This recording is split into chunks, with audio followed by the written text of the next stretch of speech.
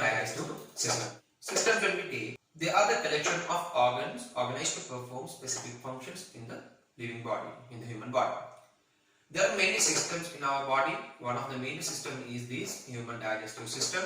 So that is the system organized to perform the digestion of food as well as to absorb the end products in our body. According to two topics we are going to discuss here, that is the structure of the digestive system and the functions of the digestive system. So let's take the diagram for this human digestive system.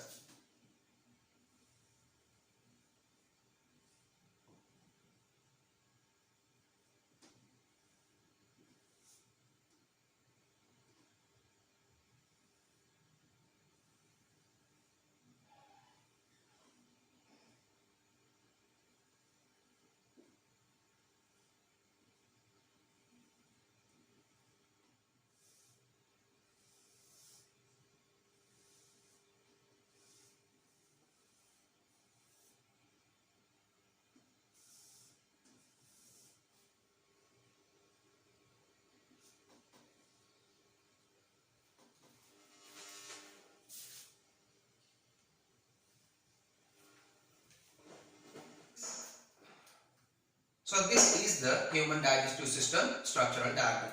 So let's label the parts of this digestive system, but before that we have to consider two things here. That is, in human digestive system there are major parts plus some glands associated too. So what are these glands?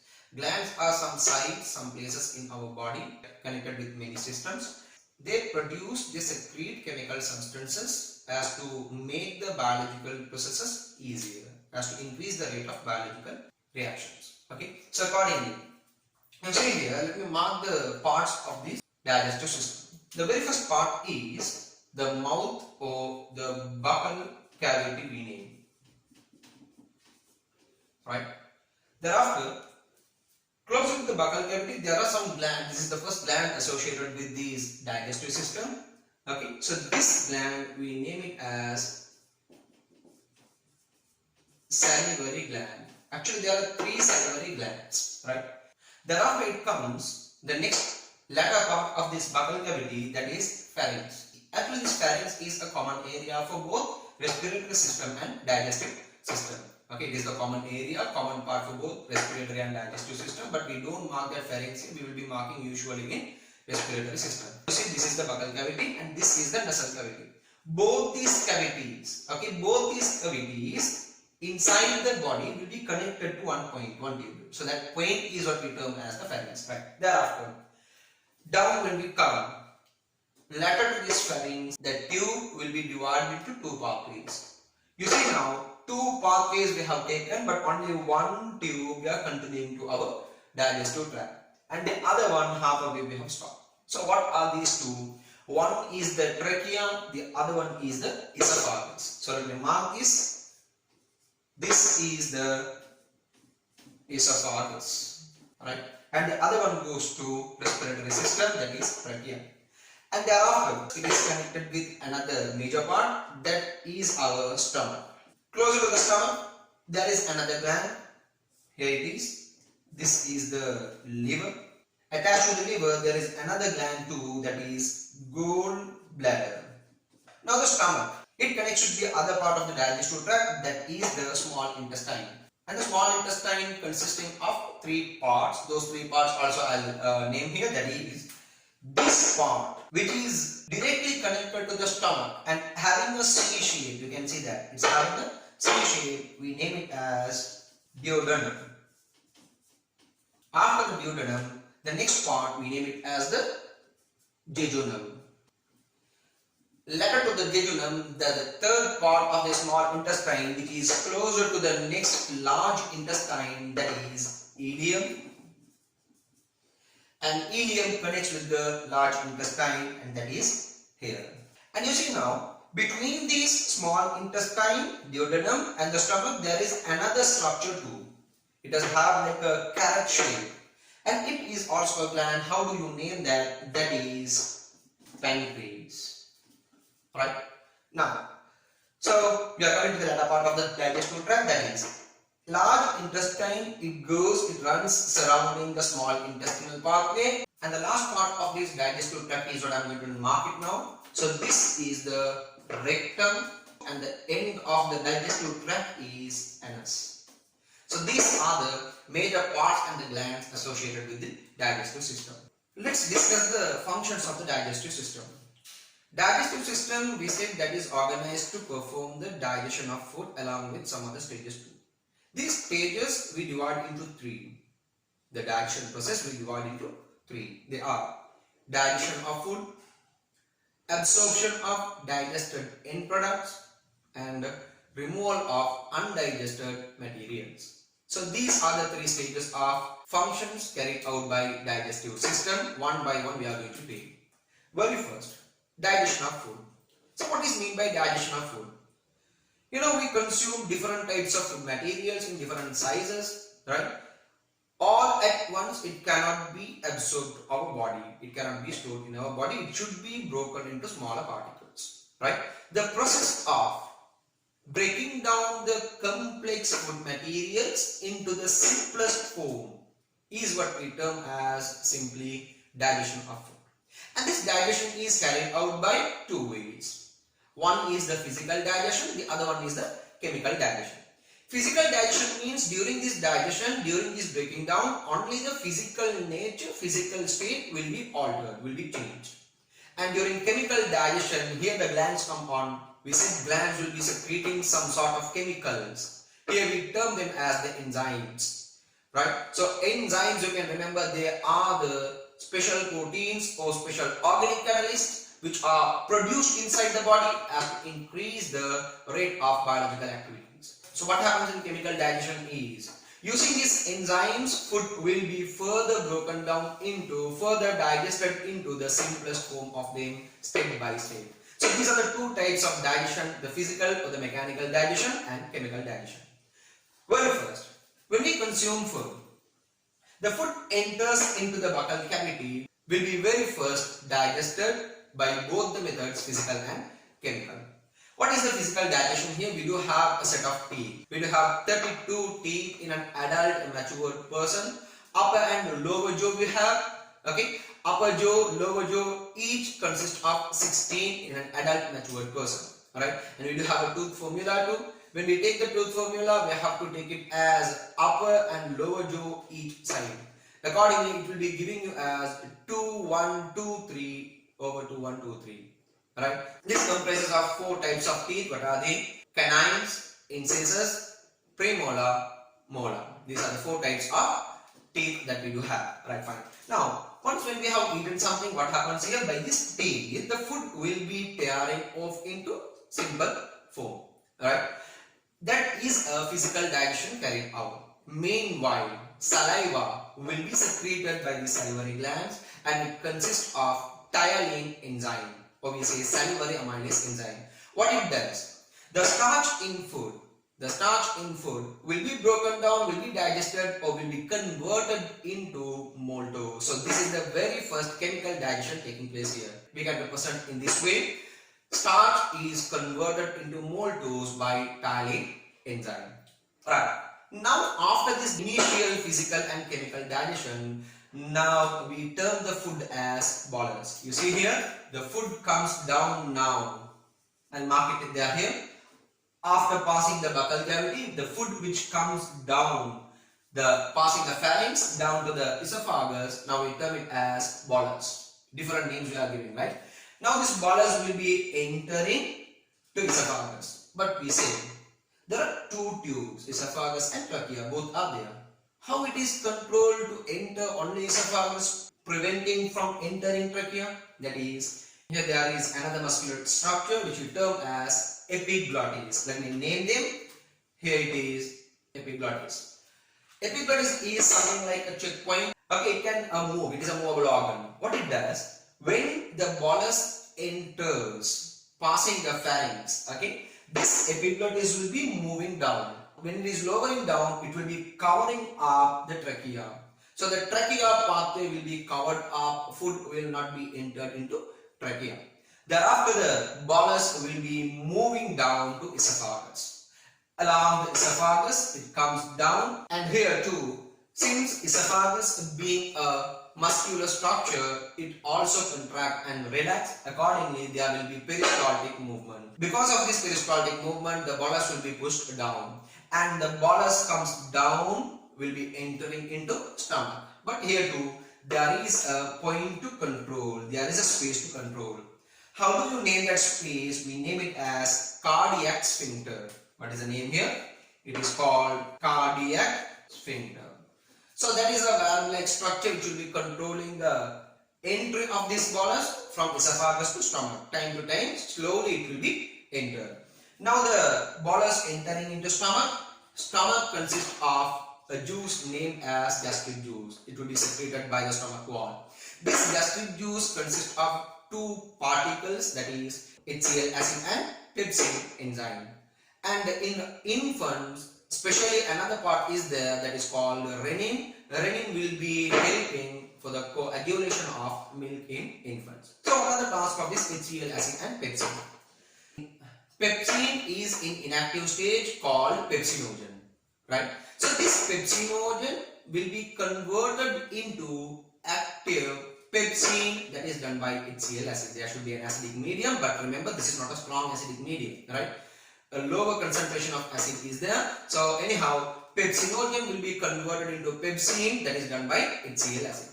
And thereafter, what the pepsin does, it will be converting proteins in our food into polypeptides. So you see the protein digestion starts in stomach. We can represent in this way.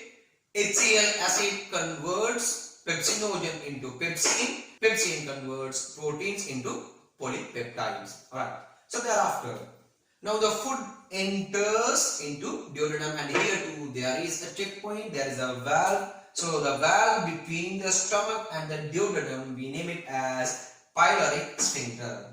Let me take the name here. Now when the food is digested in the stomach, it takes around 3 to 4 hours. After digestion in the stomach, what is releasing out along the pyloric sphincter, we name it as chyme. Now this chyme entering into duodenum, it consists of digested carbohydrates and undigested carbohydrates. Meanwhile, digested and undigested proteins, right? Undigested lipids, water, ions, vitamins, mineral salts, containing all these, it enters into duodenum. At the place of duodenum, you see there are two glands connected. One is the pancreas and the other one is the gallbladder. Pancreas will be secreting the pancreatic juice consisting of amylase, trypsin and lipase. These are the three enzymes. And these three enzymes consisting pancreatic juice will be added to duodenum via the pathway, we name it as pancreatic duct. Along the pancreatic duct will be added to duodenum. Meanwhile, liver, it has almost produced bile, and this bile will be stored in gallbladder. Now the gallbladder will be releasing that bile along the bile duct into the duodenum, and that is also added at the same point. So both the bile duct and the pancreatic duct will be opening into duodenum at the same point. So what are the functions done by them? The functions are: bile will be converting lipids, will be breaking down lipids into small droplets of lipids. This is what we term as emulsification of lipids, and it gives a higher surface area over lipids, so lipids could be easily digested by chemical digestion further. So you see here, emulsification of lipids is a physical digestion here. Thereafter, pancreatic duct containing trypsin, amylase, lipase. Trypsin, it will be converting proteins into polypeptides. Amylase will be converting starch into maltose, and now lipids are there, right? That emulsified lipids. These lipids are converted into fatty acids and glycerol, that is done by lipase enzyme. You see now, lipids are completely converted, completely digested into its simplest form, fatty acids and glycerol. Now, the chyme after these digestion will be entering into the second part of the small intestine, jejunum. At the place of jejunum, there is intestinal juices secreted, and these intestinal juices consisting of 5 particles. They are maltase, sucrase, lactase, peptidase and mucus. After a certain number of digestion, what is entered into the jejunum is not containing starch. It contains disaccharides. What are they? Maltose, sucrose and lactose. So these are to be converted into its simplest form. Accordingly, maltose will be converted into glucose, that is triggered by maltase enzyme. Sucrose will be converted into glucose plus fructose, that is triggered by sucrase enzyme. Lactose will be converted into glucose plus galactose, that is triggered by lactase enzyme. And furthermore, proteins digested into polypeptides have also entered the jejunum. These polypeptides should also be converted into the simplest form. So polypeptides are converted into, digested into amino acids, and that is triggered by peptidase enzyme. Okay, and one more thing we have named, that is mucus. Mucus is in a liquid form that helps in movement of these particles along the small intestinal tract. Okay, so these are the functions carried out by the intestinal juices. And remember, this is the place where the food is completely digested, and the second step also starts here, that is the absorption of digested end products. So now you see there what are the digested end products here. They are monosaccharides, glucose, fructose, galactose, as well as amino acids and fatty acids and glycerol, as well as vitamins, water, minerals, salts, ions are there.